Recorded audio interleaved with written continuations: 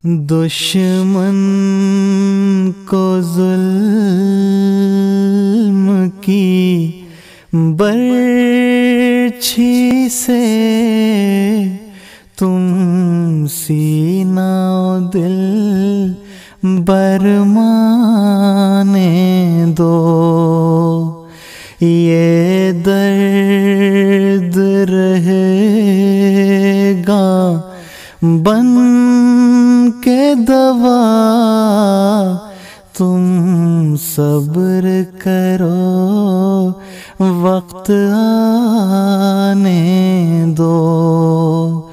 ये दर्द रहेगा बन के दवा, तुम सब्र करो वक्त आने दो। ये इश्क वफा के खेत कभी खून से बगैर न पनपेंगे। ये इश्क वफा के खेत कभी खून से बगैर। Para pemirsa yang budiman, studi tentang sejarah aliran pemikiran keagamaan dan sekuler mengungkapkan bahwa sepanjang sejarah kehidupan manusia telah banyak sekali para filosof, orang-orang bijak, dan para pemikir keagamaan memiliki pandangan yang saling berbeda tentang nilai-nilai komparatif dari daya nalar, logika, dan wahyu. Atas dasar hal itu, kemudian Huzur mengelompokkan mereka ke dalam bagian-bagian atau aliran-aliran pemikiran. Selanjutnya kita akan beralih untuk membahas berkenaan dengan sekilas aliran-aliran pemikiran. Yang pertama adalah ada aliran berpikir rasionalisme, yaitu mereka yang menekankan peran rasionalitas sebagai satu-satunya cara untuk menemukan kebenaran. Nah, kemudian yang kedua ada aliran pemikiran wahyuisme, yaitu mereka yang meyakini bahwa bimbingan ilahi yang menurut mereka mempunyai peran definitif atau peran yang pasti dalam pencerahan pikiran manusia. Nah, selanjutnya yang ketiga ada yang disebut dengan aliran pemikiran intuisionisme. Ya, aliran ini mereka yang beranggapan bahwa kebenaran bisa dicapai sepenuhnya melalui pengalaman kalbu atau gerak hati, melalui perenungan yang mendalam. Jadi ini aliran pemikiran intuisionisme, yaitu mengandalkan kepada pengalaman kalbu dan gerak hati. Nah, selanjutnya ada istilah atau aliran pemikiran mistikisme. Ya, aliran pemikiran ini adalah merupakan paham yang memberikan ajaran yang serba mistis atau serba rahasia, sehingga hanya dikenal dan dipahami oleh orang-orang tertentu saja. Ya, karena orang-orang yang memiliki pemahaman tentang mistik ini tidak semua orang, ya. Biasa kita kenal mungkin orang-orang pintar dan lain sebagainya. Itu istilah-istilah yang kemudian dibuat oleh masyarakat kita, ya. Dan hal ini atau bahkan disebutkan mereka memiliki indera keenam yang tidak dimiliki oleh manusia pada umumnya. Nah, kenyataan ini memang ada di dalam masyarakat kita. Nah, kemudian yang selanjutnya yang kelima adalah pseudo filosofer atau filosof gabungan. yakni mereka yang memanfaatkan kata-kata dan kalimat yang terlalu sulit untuk bisa dipahami oleh orang awam.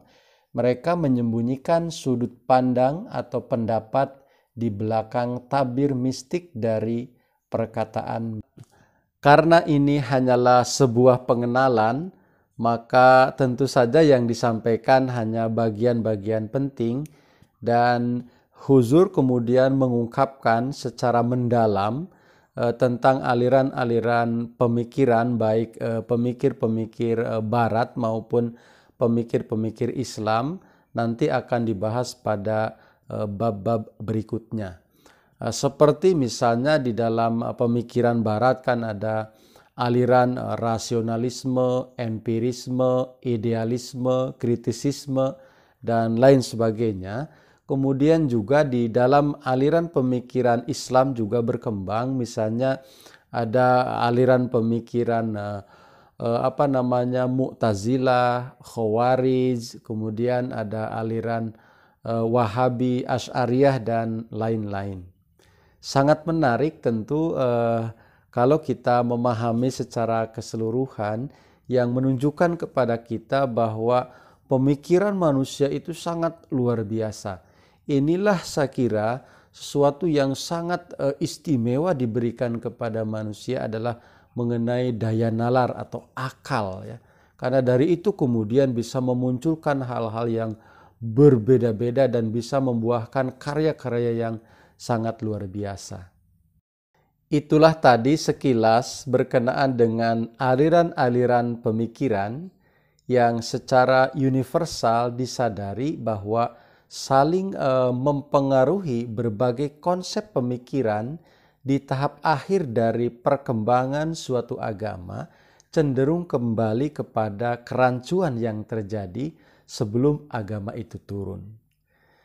Agama-agama yang pada mulanya diawali dengan keyakinan kepada keesaan Tuhan, kemudian berangsur-angsur tumbuh menjadi berbagai skisma atau keretakan, perpecahan, ya, sehingga mengarah kembali kepada penyembahan berhala. Kenyataan ini telah mengharuskan datangnya berbagai utusan Tuhan atau nabi-nabi ke dunia ini untuk kembali, ya, menata ulang agar umat manusia menyembah kepada satu Tuhan. Dan kita kemudian bisa melihat dari pesan universal yang dibawa oleh setiap nabi adalah sama, yaitu u'budullaha robbi wa robbakum, sembahlah Tuhanku dan Tuhanmu. Kemudian selanjutnya dalam konstelasi pemikiran saling mempengaruhi antara pemikiran agama dan pemikiran sekuler telah melahirkan arena yang kemudian menjadi sangat berbeda antara pola pikir agama dan pola pikir sekuler. Pada slide berikutnya akan saya perlihatkan kepada rekan-rekan semua bagaimana perbedaan antara konsep pemikiran agama dan konsep pemikiran sekuler yang kemudian menurut hemat saya bisa memperkaya perspektif kita di dalam berpikir. Selanjutnya kita akan melihat kepada saling mempengaruhinya konsep pemikiran-pemikiran itu, kemudian akan memunculkan sehingga memunculkan agama versus sekuler, ya. Nah, ini ada beberapa contoh yang akan saya sebutkan untuk menambah kepada wawasan kita. Bagaimana pandangan agama dan pandangan sekuler mengenai beberapa hal. Yang pertama, terkait dengan agama adalah suatu hal yang diajarkan langsung kepada manusia oleh Tuhan yang Maha Esa dan Maha Bijaksana. Nah, artinya kaum agamawan meyakini bahwa agama itu adalah sesuatu hal yang langsung diajarkan oleh Tuhan. Nah, tetapi kaum sekuler menganggap bahwa agama adalah sebagai suatu refleksi dari perkembangan daya nalar manusia. Seakan-akan agama ini lahir dari pemikiran manusia. Katanya kan agama itu mengikuti kemajuan intelektual manusia, sehingga penemuan akan adanya satu wujud Tuhan itu berdasarkan daya nalar. Nah, ini menurut mereka yang berpandangan sekuler. Nah, selanjutnya adalah pada hal yang kedua berkenaan dengan keberimanan kepada Tuhan, bahwa semua yang beriman kepada Tuhan sebagai pencetus kebenaran hakiki. Jadi semua yang beriman menganggap bahwa Tuhan adalah sebagai pencetus kebenaran, menganggapnya sebagai realitas abadi, baik di masa lalu, kini maupun di masa depan. Secara primer, mereka menganggap Tuhan dengan segala fitratnya sebagai kebenaran hakiki. Nah, berbeda dengan pandangan sekuler yang menyebutkan bahwa hanya saja jika filosof sekuler membahas masalah yang sama, mereka tidak membahasakan dalam kaitannya dengan Tuhan. Diskusi mereka umumnya berkisar sekitar nilai-nilai tertentu seperti kebenaran, kejujuran, integritas, keimanan, kesetiaan, dan lain-lain. Jadi antara agama dan filosof seperti itu pandangannya. Kemudian yang selanjutnya, wahyu Tuhan mengajarkan kebenaran abadi. Nah, dalam pandangan sekuler, kajian terhadap fenomena-fenomena yang terjadi di alam semesta dan menemukan rumus kebenaran kemudian dikukuhkan sebagai ilmu pengetahuan. Jadi seperti ini, sekuler menganggap bahwa ilmu pengetahuan itu adalah hasil pengamatan dari berbagai fenomena alam yang terjadi, tetapi tidak mengkaitkan hal itu dengan sang kreator, jadi wujud pencipta. Nah, yang selanjutnya adalah kebenaran abadi yang datang dari Tuhan dapat dipahami melalui pendekatan ilmu pengetahuan. Jadi, walaupun semua kebenaran menumbuhkan ilmu pengetahuan, tetap tidak bisa dikatakan bahwa semua jenis pengetahuan bersifat kekal. Karena ilmu pengetahuan kan disimpulkan oleh manusia.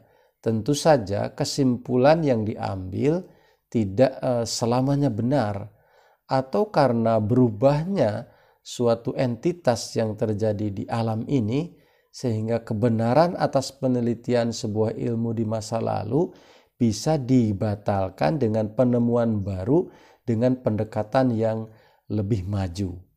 Nah, sementara kebenaran abadi yang datang dari agama itu sifatnya kekal karena datang dari wujud Tuhan yang hadirin abadi. Sekalian yang saya muliakan, sebagai akhir dari bagian ini dapat disimpulkan bahwa semua agama besar di dunia meyakini adanya satu wujud Tuhan yang maha gaib. Dan Tuhan itu berkomunikasi langsung dengan para utusannya untuk membimbing manusia menemukan kebenaran hakiki. Dan benang merahnya dengan ilmu pengetahuan adalah bahwa melalui ilmu pengetahuan kita dapat mencerna lebih dalam tentang kebenaran hakiki yang datang dari Tuhan. Ini sangat menarik tentu bagi kita sekalian, dan kita akan lebih memperdalamnya pada bagian-bagian lain dari buku ini. Insya Allah Ta'ala kita akan lanjutkan di waktu dan kesempatan lain. Terima kasih. Assalamualaikum warahmatullahi wabarakatuh.